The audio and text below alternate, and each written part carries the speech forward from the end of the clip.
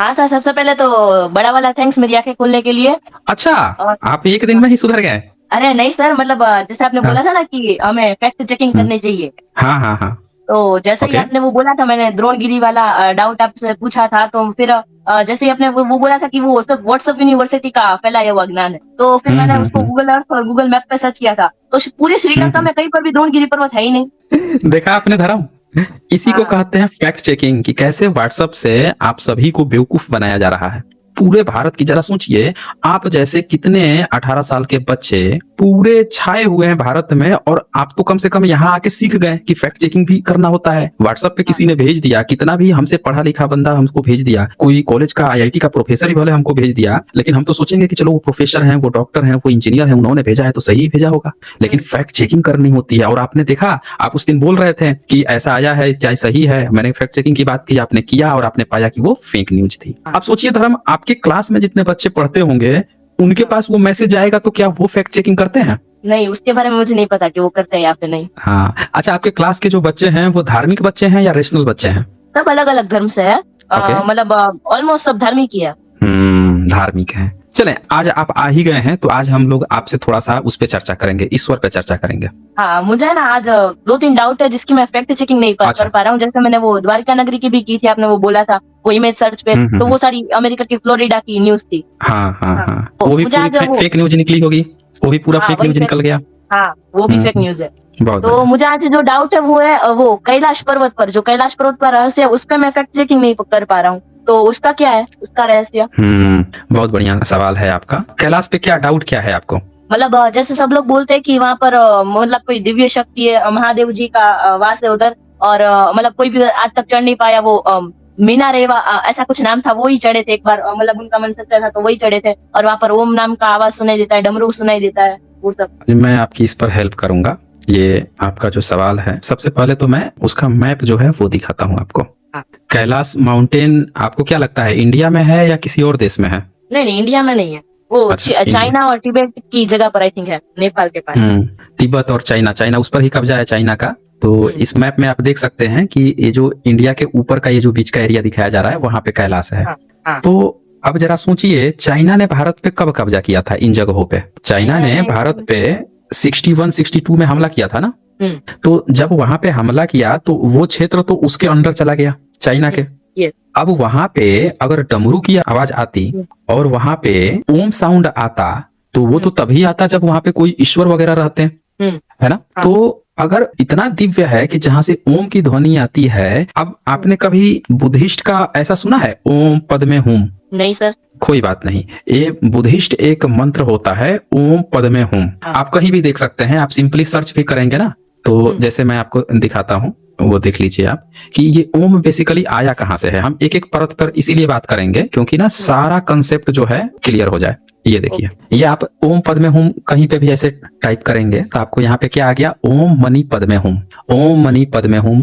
और क्या है, मेडिटेशन साउंड ऑफ बुद्धिस्ट। देख रहे हैं, बुधा की फोटो लगी है, तीनों के तीनों, पहला तीनों सर्च आया और ये क्या दिखाया जा रहा है कि बुद्धिस्ट का है। ये ओम जो शब्द है ना, ओम मनी पद्मे हुम, ये बुद्धिस्ट का शब्द है और इनके यहाँ ये मंत्र मेडिटेशन होता है। इसका मतलब होता है the jewel in the lotus. ठीक है, the jewel in the lotus इसका मतलब होता है। अब ये चीज देखिए कि तिब्बत में तो बुद्धिस्ट लोग रहते हैं, तो जब तिब्बत में बुद्धिस्ट लोग रहते हैं तो वहां पे जो साउंड आएगा, अगर वहां पे कोई बुद्धिस्ट होगा, ओम पद में हुम कह रहा होगा, तो वो किसी को सुनाई पड़ सकता है, पड़ सकता है, पड़ सकता है ना। वो तो हुई एक बात, संभावना कि अगर किसी को सुनाई भी पड़ेगा ओम शब्द, तो वो इसलिए सुनाई पड़ेगा क्योंकि तिब्बत का जो क्षेत्र है, चीन जो है, वहां पे बुद्धिस्ट लोग रहते हैं और वो ओम पद में हुम की ध्वनि आलापते हैं।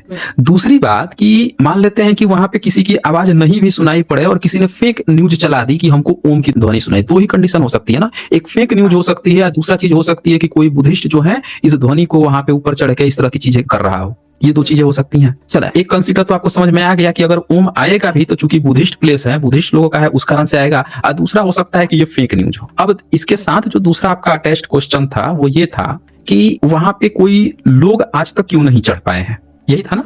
हाँ, वही। तो आपको ये बात पता होगी कि कहीं पे भी किसी भी जगह पे जब आप जाओगे, उसके ऊपर चढ़ना चाहते हो, तो कौन व्यक्ति वहां पे चढ़ेगा? परमिशन लेनी पड़ेगी ना आपको गवर्नमेंट से। हाँ। आप अपने देश के हो, आप अपने किसी भी प्लेस पे चले जाओगे घूमने के लिए, आपको भारत के किसी भी अपने किसी पर्वत पे जाना हो, चाहे भारत के अंडर में जो पर्वत है वहां पे जाना हो, तो आप तो बहुत आसानी से घूम सकते हो। लेकिन जब वो क्षेत्र किसी दूसरे के कब्जे में चला जाए तो आप वहां पे कैसे जाओगे चढ़ने के लिए? सोचिए, नहीं जाओगे ना, नहीं जा सकते, क्योंकि वो विवादित क्षेत्र हो गया है। अब कश्मीर का आधा भाग तो पाकिस्तान कब्जा करके रखा है, अब एलओसी खींच दिया गया है बीच में। अब कोई व्यक्ति, भारत का व्यक्ति आसानी से दूसरी जगह चले जाएगा, पाकिस्तान जिसको कब्जा करके रखा है उसमें कोई चला जाएगा? उसको तो देखते ही वो सब गोली वोली मार देंगे बॉर्डर पे, है ना? या फिर बहुत परमिशन वर्मिशन लेके जो तरीका है जाने का उस तरह से जाएगा। तो यहाँ पे क्या है कि किसी दूसरे के है और कब्जा की हुई जमीन है, तो उसने कब्जा की हुई जमीन है तो घुसने नहीं देगा ना, जाने नहीं देगा ना। वो तभी जाने देगा जब उसको उससे फायदा हो रहा होगा, कुछ उसको कर टैक्स मिल रहा होगा और श्रद्धालु लोग जा रहे होंगे तो उनको कुछ जगह पर अलाउ किया होगा, ये चक्कर होगा ना। फिर चूंकि विवादित क्षेत्र है तो विवादित क्षेत्र है तो वो किसी को चढ़ने की अनुमति देगा नहीं देगा वो वहां की गवर्नमेंट के ऊपर है। इस कारण से ये चीज है, समझ रहे हैं?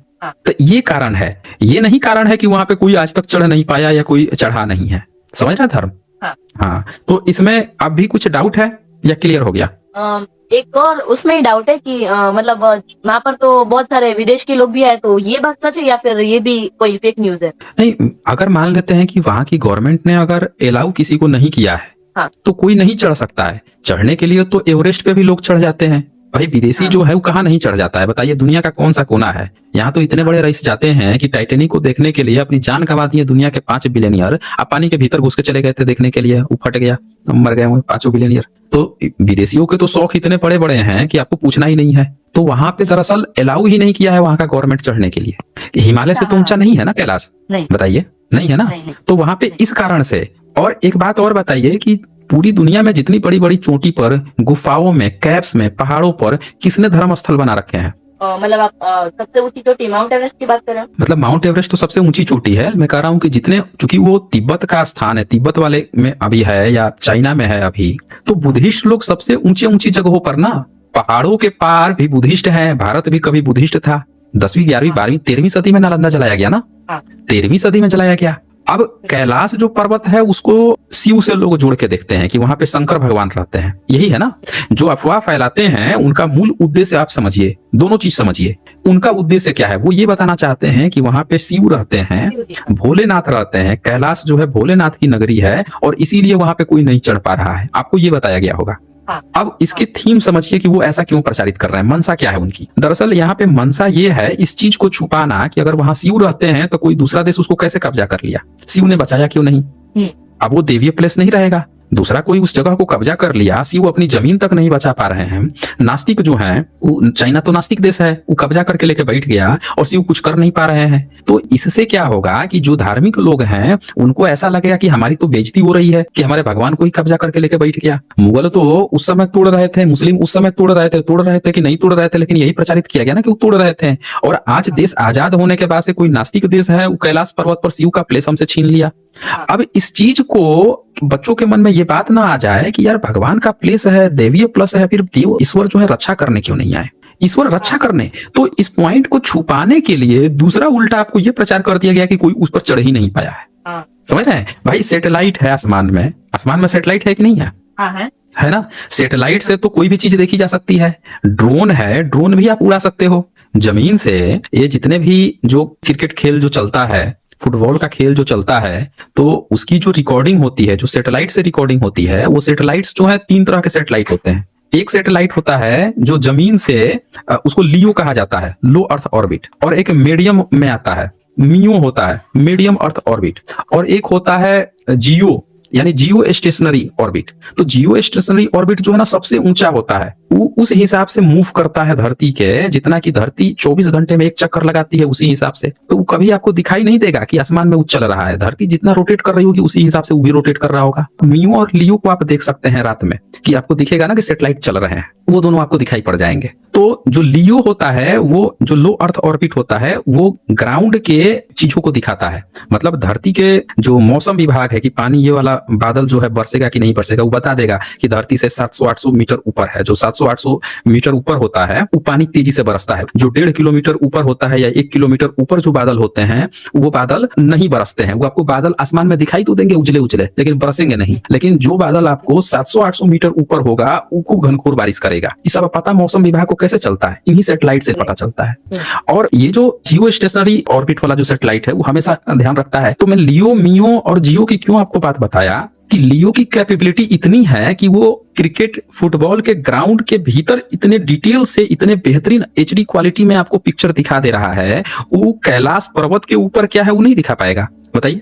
दिखा पा सकता है, बिल्कुल दिखाएगा और बढ़िया से दिखाएगा। तो फिर ये अफवाह कौन फैला रहा है कि वहां पे कोई नहीं चढ़ पाया, कोई वहां पे शिव जी का प्लेस है, वहां पे कोई ओम ध्वनि आती है, कहीं ये आती है।